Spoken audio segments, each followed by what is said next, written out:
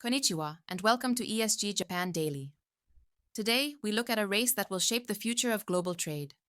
China now builds more than 60% of the world's ships. Japan is developing the engines and digital systems that could define the next era of zero-carbon oceans. And together, these forces are rewriting the rules of maritime power. The core question is simple.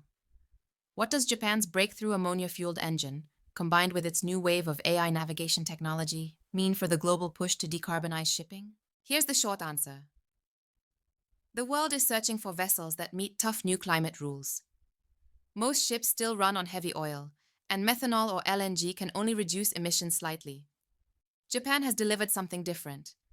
A commercial ammonia engine that cuts greenhouse gases by more than 90%, and advanced navigation systems that give ships a real-time, 360-degree view of their surroundings. These technologies arrive as financial markets begin pricing carbon intensity into every shipping decision. Which means the companies that adopt Japan's breakthroughs early could gain a major competitive edge. Let's take a deeper look. Global shipping is at a turning point. Nearly every product we buy travels by sea, yet the fleet still relies on fuels that won't meet incoming regulations from the International Maritime Organization. Investors, insurers, and cargo owners are all watching for credible pathways to decarbonization. And this is where Japan's engineering matters. Japan Engine Corporation has built the world's first commercial ammonia-fueled marine engine. It runs on 95% ammonia and slashes greenhouse gases by more than 90%. Nitrogen oxide emissions drop by about half. Engineers are already developing a hydrogen version targeted for 2027. This is not a laboratory experiment. It is a market-ready propulsion system capable of reshaping vessel design around the world. At the same time, Japan's digitalization push has accelerated.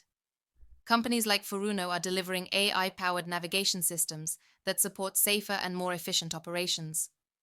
Crews can access augmented reality overlays, autonomous monitoring, and predictive route planning.